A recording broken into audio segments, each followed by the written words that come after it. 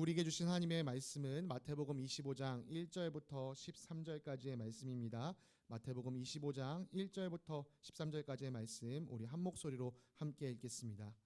그런데 하늘나라는 저마다 등불을 들고 신랑을 맞으러 나간 10처녀에 비길 수 있을 것이다. 그 가운데서 5은 어리석고 5은 슬기로웠다. 어리석은 처녀들은 등불은 가졌으나 기름은 갖고 있지 않았다. 그러나 슬기로운 처녀들은 자기들의 등불과 함께 통에 기름도 마련하였다. 신랑이 늦어지니 처녀들은 모두 졸다가 잠이 들었다. 그런데 한밤중에 외치는 소리가 났다. 보아라, 신랑이다. 나와서 맞이하여라. 그때에 그 처녀들이 모두 일어나서 제 등불을 손질하였다. 미련한 처녀들이 슬기로운 처녀들에게 말하기를 우리 등불이 꺼져가니 너희의 기름을 좀 나누어 다오 하였다. 그러나 슬기로운 처녀들이 대답을 하였다. 그렇게 하면 우리에게나 너희에게나 다 모자랄 터이니 안 된다. 차라리 기름 장수들에게 가서 사서 써라. 미련한 처녀들이 기름을 사러 간 사이에 신랑이 왔다. 준비하고 있던 처녀들은 신랑과 함께 혼인잔치에 들어가고 문은 닫혔다. 그 뒤에 나머지 처녀들이 와서 주님, 주님, 문을 열어주십시오 하고 애원하였다. 그러나 신랑이 대답하기를 내가 진정으로 너희에게 말한다. 나는 너희를 알지 못한다 하였다. 그러므로 깨어 있어라. 너희는 그날과 그 시각을 알지 못하기 때문이다. 아멘. 자리에 앉으시겠습니다. 샬롬. 주님의 평강이 사랑하는 성도님들의 삶에 가득하시기를 간절히 기도합니다. 여러분 벌써 2024년 마지막 주일이 되었습니다. 참 지난 한 해를 우리에게 은혜를 베풀어 주시며 인도하여 주신 하나님 아버지 앞에 우리가 함께 이 시간 감사의 박수 올려드리기 원합니다. 하나님 감사합니다. 그리고 우리 옆에 있는 지체들도 함께 위로하기 원하는데요. 참 지난 한 해 애쓰고 수고하셨습니다. 우리 서로에게 박수하면서 수고하셨습니다. 이렇게 인사했으면 좋겠습니다. 감사합니다. 네.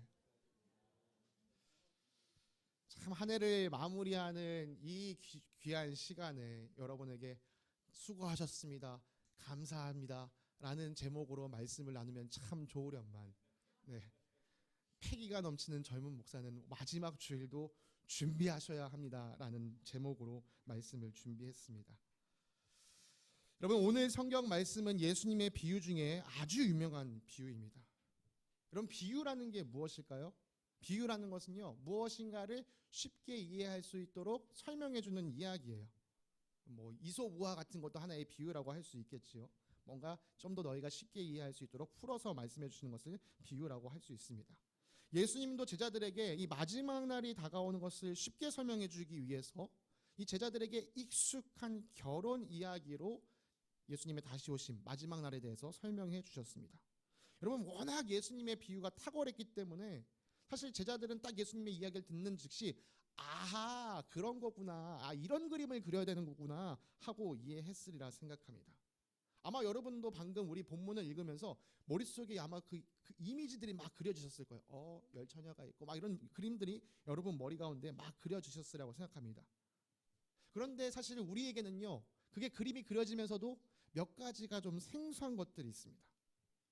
왜냐하면 예수님께서 비유로 들려주신 결혼식은요 예수님 당시 유대 지역에서 있었던 결혼 풍습이기 때문이에요. 우리가 경험한 오늘날의 결혼 풍습, 이 대한민국에서 경험하는 혹은 한국에서 있었다고 옛날에 있던 한국의 결혼 문화와는 좀 다릅니다. 그래서 우리가 이 말씀을 잘 이해하려면 당시의 이 유대인들의 결혼 풍습에 대해서 조금 이해할 필요가 있습니다. 제가 이전에도 한번 소개해드린 적이 있는데요. 이 다큐멘터리 영화 중에 가나의 혼인잔치 언약이라는 영화가 있습니다. 이 영화는 예수님 당시의 유대인들의 결혼 풍습을 아주 자세히 잘 설명해 주는 영화입니다. 뭐 기회가 된다면 제 생각에는 교회에서 우리가 함께 모여서 이 영화를 같이 보는 것도 우리에게 참 도움이 되리라고 생각을 합니다. 예수님의 이 비유 중에 여러분들은 어떤 것이 생소하셨나요? 근데 저에게 가장 생소하게 다가갔던 것 중에 하나는 신랑이 밤에 온다는 거예요. 그런데 이건요 유대 사람들에게는 너무나도 익숙한 모습입니다. 뭐 사실 이거는 결혼 풍습보다는 유대인들의 일상생활 풍습과 연관이 되어 있습니다. 이 유대인들은 하루를 시작하는 시점을요 우리와 다르게 생각했습니다. 유대인들은 해가 진 시점, 저녁 6시부터가 새로운 하루의 시작이다라고 여겼어요. 그러니까 우리가 저녁이라고 부르는 그 시간이 유대인들에게는 사실 하루의 시작인 셈이죠. 그러니까 신랑이 밤에 온 것은 하루가 끝난 늦은 시간에 온 게 아니라 하루를 시작하고 있는 그 시간에 온 겁니다. 해가 진 어두운 시간에 신부를 데리러 신랑이 오기 때문에 신부는 자기 친구들에게 들러리를 준비시켜야 했어요. 신랑이 오는 것을 맞이하기 위해서 친구들에게 너희들이 좀 등불을 준비해서 우리 신랑을 좀 맞이해 주겠니? 이렇게 들러리로 내보내야 했습니다. 이 신부 친구들에게 맡겨진 매우 중요한 임무였어요. 등불을 가지고 다가오는 신랑을 맞이하는 것. 만약 신부의 친구가 이 등불을 준비하지 못한다면 그것은 신랑에게 엄청난 큰 결례를 범하는 것이다 라고 유대인들은 생각했었습니다. 늦은 밤에 온 신랑은 신부를 데리고 그리고 자기를 맞아준 들러리들을 데리고 자기의 혼인잔치로 이동합니다. 그리고 그 혼인잔치집에 들어가면요, 거대한 문이 빗장이 쾅 해서 닫힌다고 합니다. 그 빗장이 닫히면 이 잔치가 끝날 때까지 문은 열리지 않는다. 근데 여러분 신기하게도요, 오늘날 우리는 결혼식 피로연 하면 결혼식하고 한 2-3시간 정도 피로연을 하잖아요. 유대 사람들은 보통 평균적으로 일주일 동안 피로연을 했다고 합니다. 그 일주일 동안 그 안에서 이 새로운 가정의 탄생, 새로운 부부의 탄생을 함께 정말 여실히 축하를 했던 거예요. 뭐 그런 것들을 생각해 보시면 가나 혼인잔치에 포도주가 부족할 법도 했겠구나, 여러분들 이런 것들이 이제 깨달아지실 겁니다. 예수님의 비유를 들었던 사람들은 이런 결혼 그림이 머릿속에 있었어요. 그러니까 예수님이 딱 하시는 얘기를 들으면 그치 그래서 이런 말씀을 하시는 거구나 라고 바로 알아차릴 수 있었습니다. 이제 여러분들도 이 유대의 결혼 풍습을 이해하셨으니 다시 한번 이 예수님의 비유를 여러분 머릿속에 그려보시기 바랍니다. 신랑이 신부를 데리러 자기 집에서 출발했습니다. 당연히 이 소식이 신부 집에 먼저 알려졌죠. 신부는요, 이 신랑이 나를 언제 데리러 올까 계속 기다리고 있었어요. 근데 신랑이 출발했다라는 얘기를 듣자 약혼해서 정혼했을 때부터 준비하고 있었던 신부의 옷을 싹 갈아입었습니다. 그리고 친구들에게 말했어요. 얘들아 우리 신랑이 지금 출발했대. 밤에 도착할 테니까 너희가 꼭 나가서 등불로 그 사람을 맞이해 줘. 그렇게 신부의 부탁을 들은 친구들, 특히 이 비유에서는 10명의 친구들이 등불을 준비했습니다. 그런데 이들 중 5명은 신랑이 곧 올 것이다 라고 생각하고 등불만 준비한 채 기름을 준비하지 않았습니다. 그런데 5명은 혹시나 신랑이 늦게 올 수도 있으니까 라고 생각하면서 등불과 함께 기름도 준비했습니다. 이미 어둑어둑해진 시간에 신부의 친구들은 신부를 데리러 오는 신랑을 맞이하기 위해 등불을 준비하고 서서 기다리고 있었어요. 근데 무슨 일이 생긴 건지 신랑이 생각보다 빨리 도착하지 않는 거예요. 신부의 친구들이 기다리다가 졸기 시작했습니다. 그리고 10명 모두가 잠들어 버렸어요. 그렇게 잠들어 있는데 갑자기 누가 외칩니다. 얘들아, 신랑이다. 신랑이 나타났어. 잠자던 신부의 친구들이 허둥지둥 잠에서 깼습니다. 빨리 다시 등불, 신랑을 맞이하게 등불을 손질해야 돼. 막 손질했어요. 근데 등불을 보니까 기름이 다 이제 타서 말라가고 있는 거예요. 등불이 이제 시들시들해지고 있는 거예요. 기름을 준비했던 사람들은 자기 등잔에다가 얼른 다시 기름을 채웠습니다. 근데 기름을 준비하지 않은 처녀들, 이 5 처녀들은 보니까요, 내 등불이 이제 꺼지기가 일보 직전인 거예요. 그래서 말했어요. 너희들의 기름 좀 우리에게 좀 나눠줘. 우리 등불 꺼질라 그래. 그런데 5 처녀가 이야기합니다. 얘들아, 근데 너희랑 기름을 나눴으면 우리 등불도 꺼질지 몰라. 차라리 지금 우리에게 기름을 달라고 하지 말고 빨리 기름 장수에게 가서 기름을 얻어와. 이 말을 듣고 기름을 준비하지 않았던 5 친구는 곧장 마을로 달려갔습니다. 그런데 그 사이에 신랑이 도착했고 기름을 미리 준비했던 5 친구만이 신랑과 함께 혼인잔치에 들어가게 됐습니다. 혼인잔치가 시작됐으니까 빗장이 쾅 하고 걸어 잠겨졌죠. 뒤늦게 이 문이 닫힌 후에 남은 5 친구가 돌아왔습니다. 그리고 문을 두드렸어요. 주님, 문을 좀 열어주세요. 그러나 신랑은 대답했습니다. 내가 내가 진정으로 말한다. 나는 너희를 알지 못한다. 이 비유를 말씀하신 끝에 예수님께서 이 비유의 교훈으로 이렇게 말씀하셨습니다. 그러므로 깨어 있어라. 너희는 그 날과 그 시각을 알지 못하기 때문이다. 아마 교회 소랑아를 오랫동안 하신 분들은 이 열처녀의 비유를 많이 들어보셨으리라고 생각합니다. 이 비유로 설교하시는 것들을 많이 들어보셨을 거예요. 대부분의 설교는 오늘날 우리가 준비해야 할 기름은 무엇이다 이렇게 외치는 설교들이었습니다. 그 해석이 조금씩 차이가 있는데요.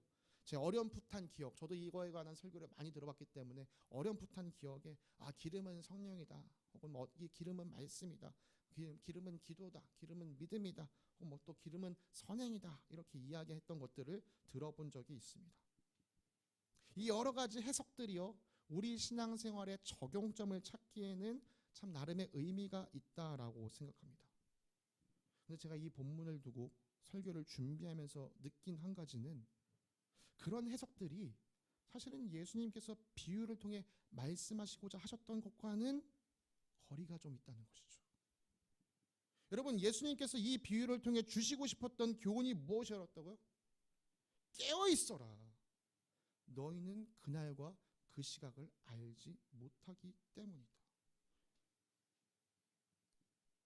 여러분, 이 비유의 핵심은요, 그날과 그 시각을 너희가 알지 못하니까 깨어 있으라는 것이었습니다.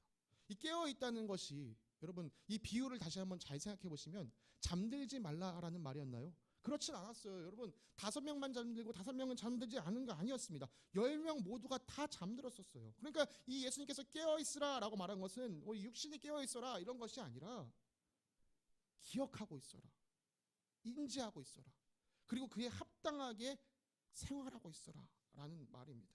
마지막 때가 정확히 언제인지 모르더라도 마지막 때가 다가오고 있다는 사실을 알면서 그 마지막을 잘 대비하고 있어라, 잘 준비하고 있어라, 바로 이게 깨어 있으라는 말의 뜻이죠. 여러분, 그래서 오늘 비유를 잘 이해하시려면 예수님께서 어떤 말씀을 하시는 가운데 이 비유가 들어있는가, 그 말씀의 흐름을 잘 이해해야 합니다. 오늘 이 열처녀 비유가 나오기 전에 이 이야기는 제자들의 질문 한 가지에서 시작합니다. 이 이야기의 시작은 제자들이 예수님께, 예수님이 재림했대, 이 세상의 마지막 때가 언제냐, 그것을 우리가 어떻게 알 수 있겠냐 라는 질문으로 시작했습니다. 우리가 이미 지난 말씀 묵상을 통해서 살펴보았지요. 예수님은 여러 가지 마지막 때의 징조를 말씀해 주셨어요. 분쟁이 있을 거야, 갈등이 있을 거야, 전쟁이 있을 거야, 민족과 민족이 서로 다툴 거야, 기근이 있을 거야, 지진이 있을 거야. 그리고 이 여러 가지 사회적인 문제를 틈타서 거짓 그리스도들이 나타나서, 거짓 예언자들이 나타나서 자기가 그리스도다, 자기가 하나님의 말씀을 받았다라고 막 너희들을 현혹할 거야.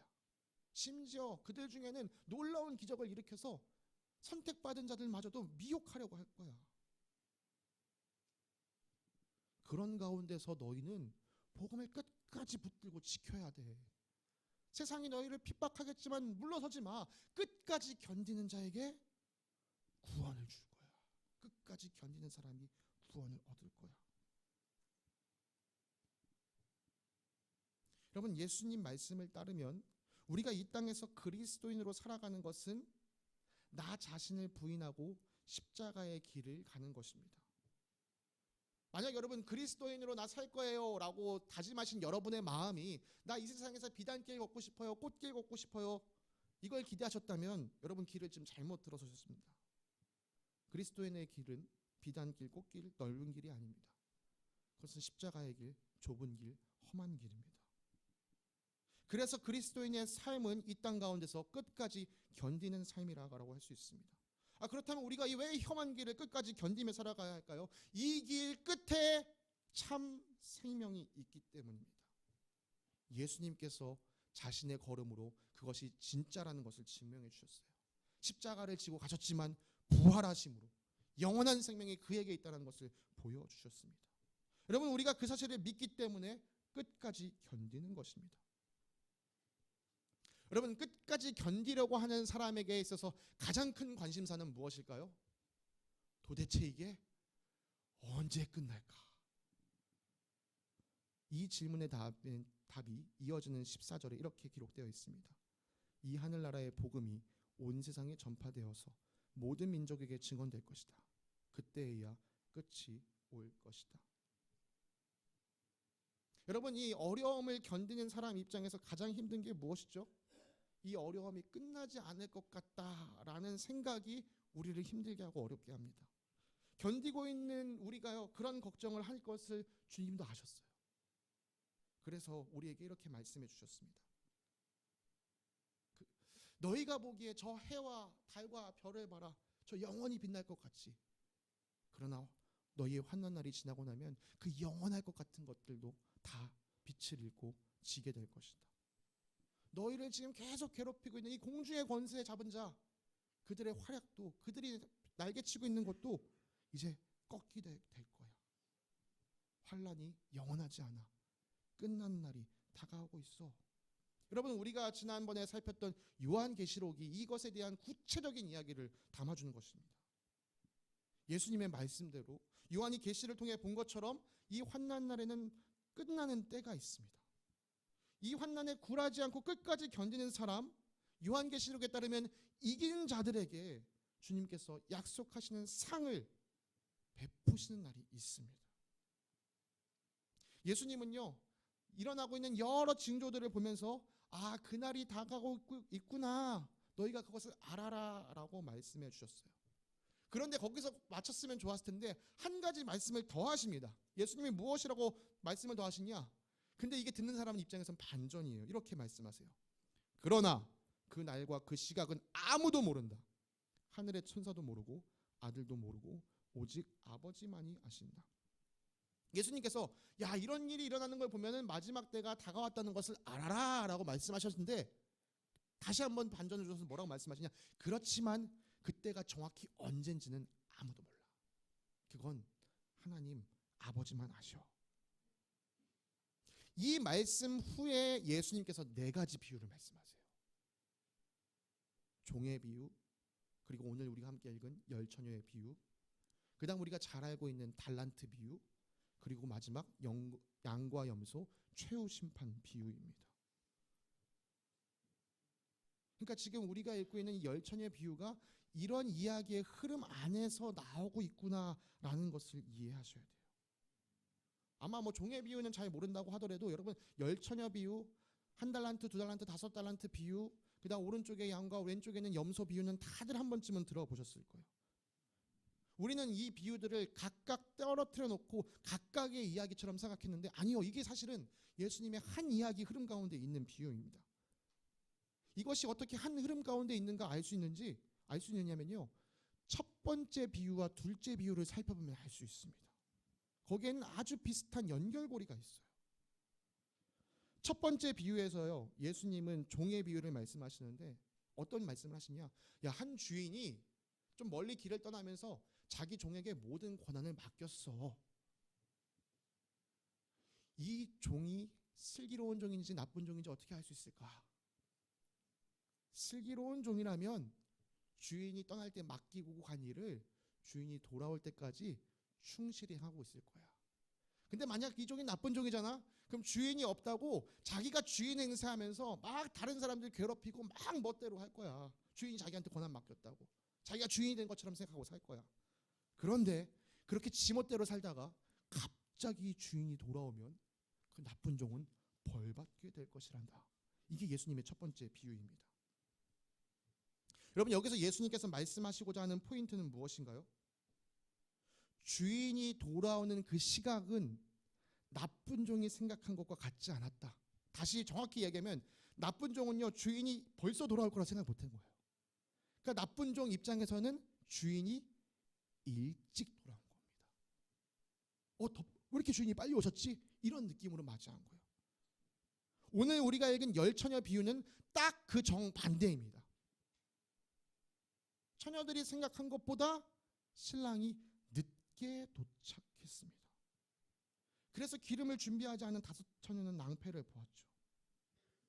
여러분, 이 두 비유가 가지고 있는 이야기, 그것이 무엇이냐? 그 날과 그 시각은 너희가 알 수 없다. 너희가 생각하는 것보다 일찍 올 수도 있고 너희가 생각하는 것보다 늦게 올 수도 있다. 너희는 대신 뭘 해야 되냐? 그게 일찍 오든 늦게 오든 상관없이 너희는 그 마지막 때가 언제 오든지 맞이할 준비를 하고 있어라.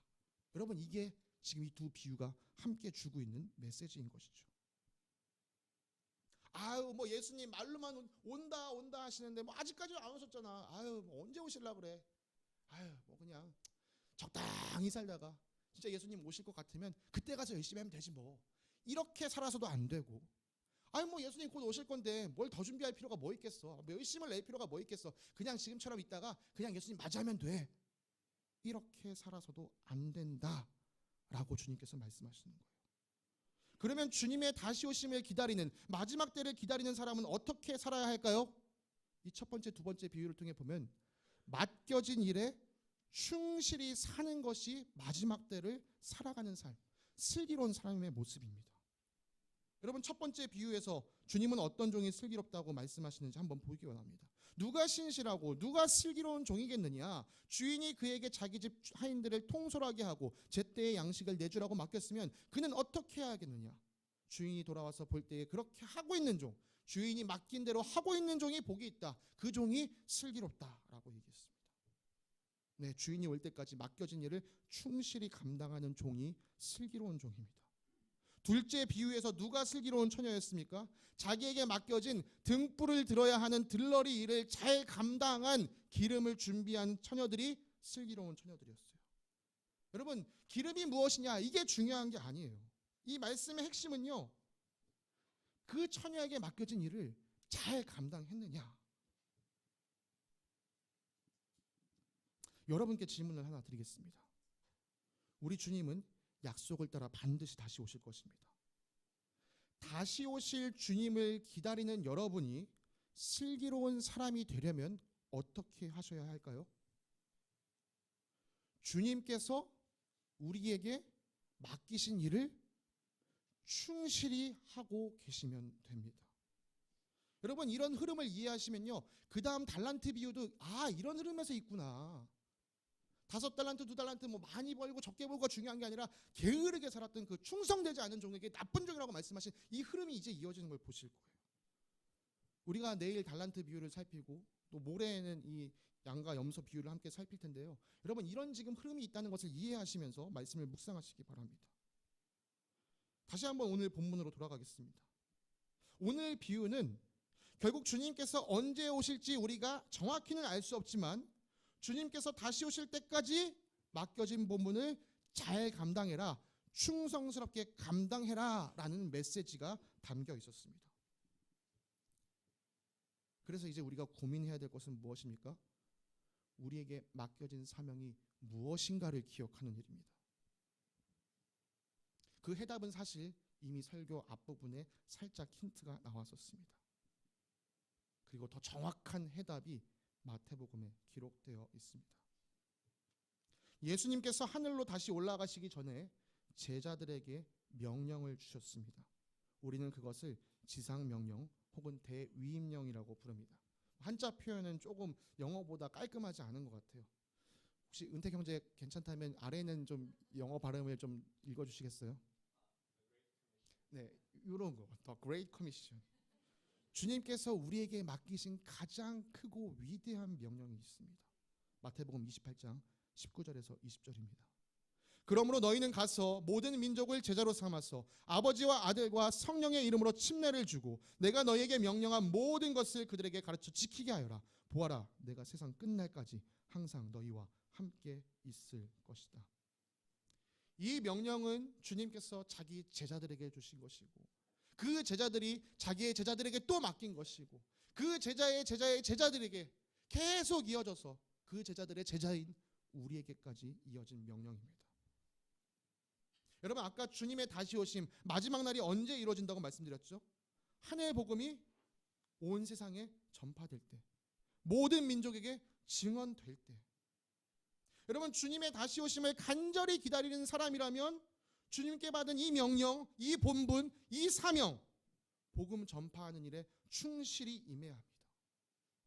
복음 전파는요, 크게 우리 삶 주변에서 하는 전도와 또 우리 삶의 터전을 떠나서 복음을 전하는 선교로 나눌 수 있습니다.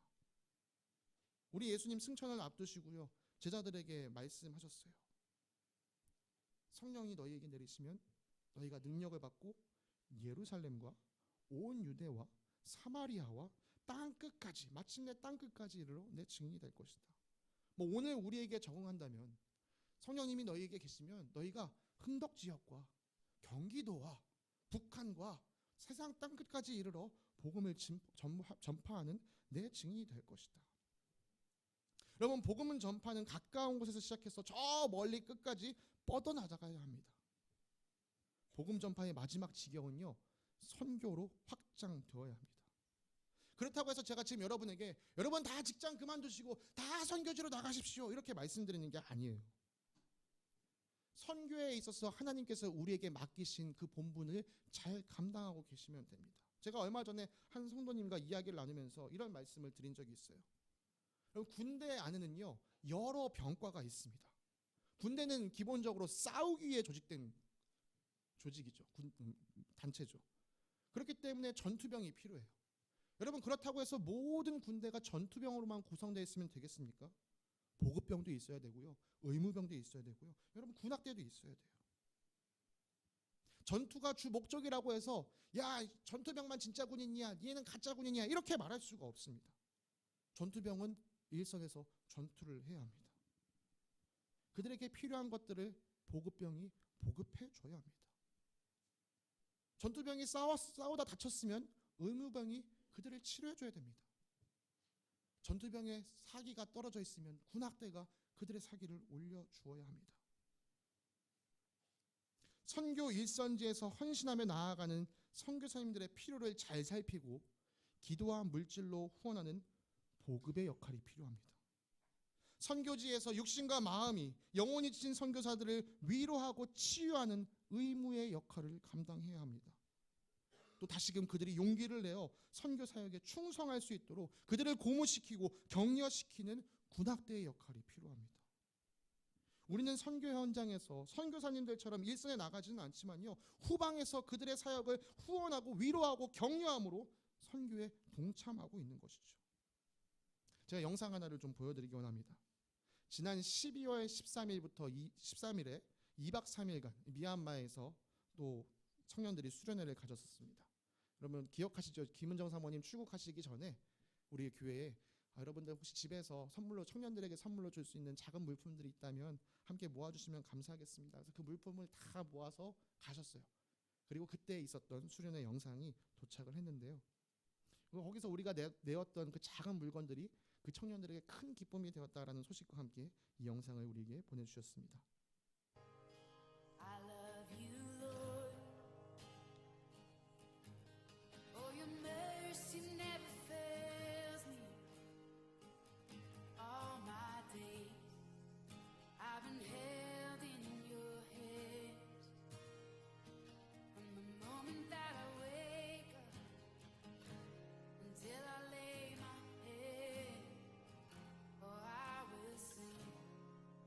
the goodness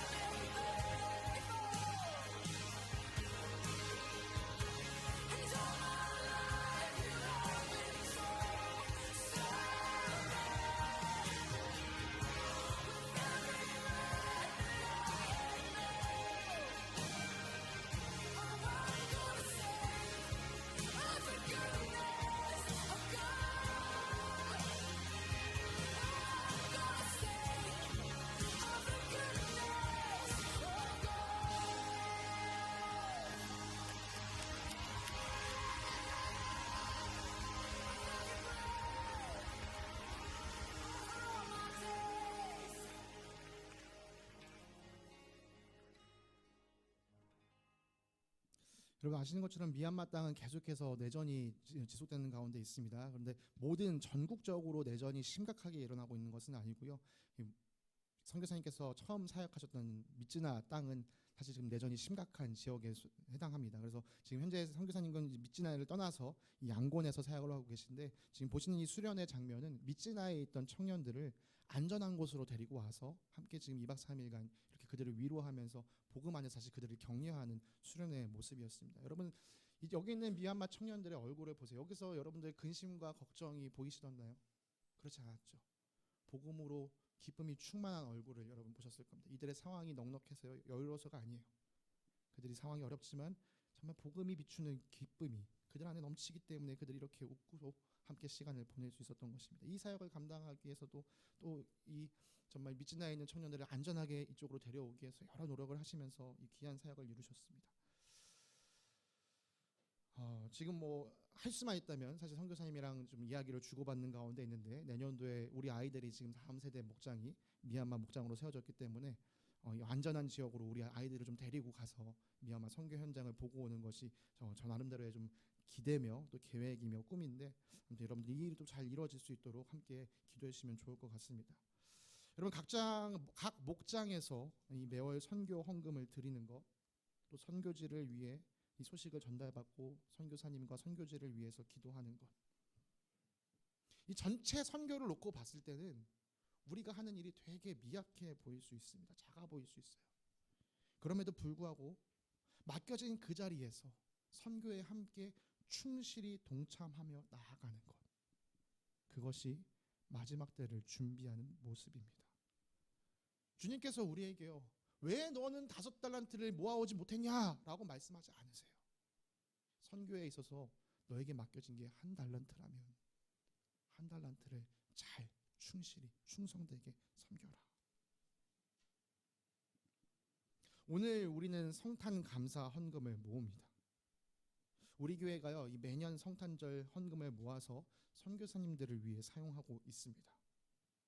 성탄 헌금을 선교사님들을 위해 사용하는 것은요, 우리 침례교회 안에 있는 소중한 전통입니다. 이 전통은요, 우리 한국 침례교단에 많은 영향을 끼친 이 미국 남침례교단에서 시작한 전통입니다. 1840년에 미국 버지니아에서 한 유력한 가문에서 한 여성이 태어났습니다. 그녀의 이름은 라틴 문이라는 여인입니다. 어린 시절에 그녀는요, 이 기독교 신앙에 대한 엄청난 반감을 가지고 있었어요. 그런데 그녀가 대학에 가서 예수님을 만나게 됐고 회심하게 됐고 예수님을 온전히 믿고 따르기로 결단을 했습니다. 여러분, 이 라틴문이라는 여성은요, 뛰어난 실력의 여성이었습니다. 그가 얼마나 뛰어난 실력을 가졌었느냐, 그녀는요, 미 남부 지역에서 여성으로서 최초 석사 학위를 받은 사람이었어요. 사람들은 이런 라틴문, 성공 가도를 달리고 있는 라틴문이요, 야, 앞으로 잘 살고 가겠구나, 그렇게 생각했어요. 그러나 그녀는 사람들이 생각하는 길을 따르지 않았습니다. 자신의 삶을 주님을 위해 바치기로 작정했습니다.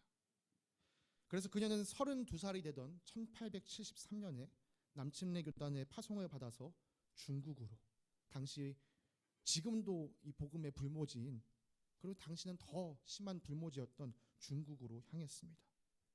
그녀는 39년 동안 중국 선교를 감당했고 1912년 12월 24일 이 성탄절을 하루 앞둔 성탄절 이브 날에 선교 사역을 마치고 본국으로 돌아가던 배 안에서 하나님 품에 안기게 되었습니다.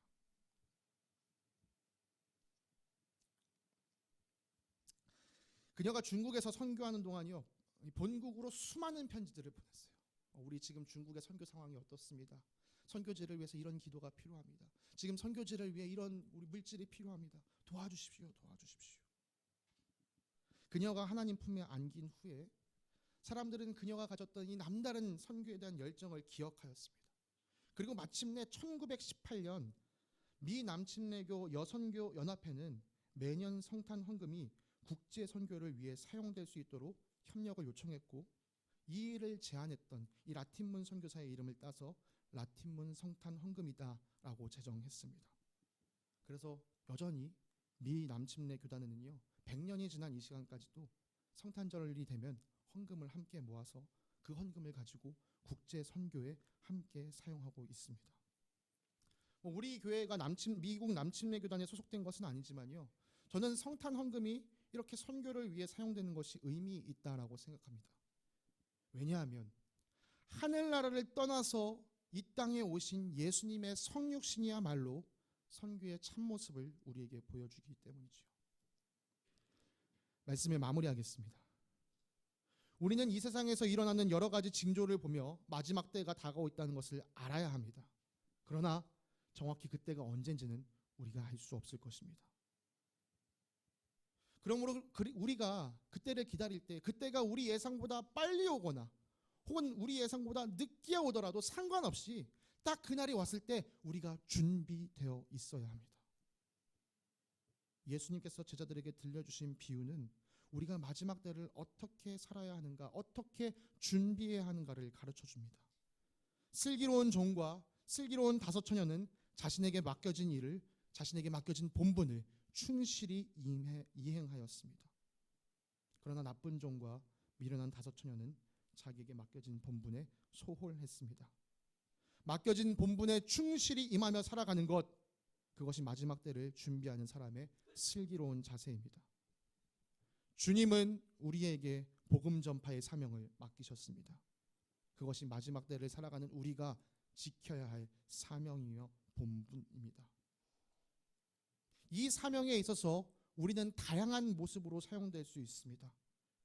복음을 직접적으로 전파하는 사람이 될 수도 있고, 복음을 전파하는 일을 뒤에서 보조하는 사람이 될 수도 있습니다. 여러분, 우리가 몇 주째 계속 이야기 나눴지만 우리가 복음을 전해서 반드시 누군가가 믿음의 결실을 맺어야 되는 것이 아닙니다. 우리는 씨 뿌리는 자의 일을 감당하는 사람일 수도 있습니다. 우리는 물을 주는 일을 감당하는 사람일 수도 있습니다. 무엇이 내게 맡겨진 일인가가 중요한 게 아니에요. 맡겨진 일을 감당하고 있는 것이, 충성스럽게 감당하고 있는 것이 중요한 것이지요. 우리가 선교 일선에 서지 못하더라도 주어진 자리에서 선교 사역을 돕는 일에 최선을 다하며 충성하며 살아가는 것, 그것이 우리에게 슬기로운 삶이라고 할 수 있습니다. 이렇게 우리가 복음 전파에 그리고 선교에 동참하여서 이 하늘나라 복음이 온 세상에 모든 민족에게 전해지면 그때 우리가 간절히 사모하는 주님께서 오실 것입니다. 그 날을 간절히 바라는 사람답게 맡겨진 이 복음 전파 사명, 맡겨진 그 주어진 자리에서 최선으로 충성을 다하며 살아가는 저와 여러분들 되시기를 간절히 소망합니다. 함께 기도하겠습니다. 사랑과 은혜가 풍성하신 주님, 감사합니다.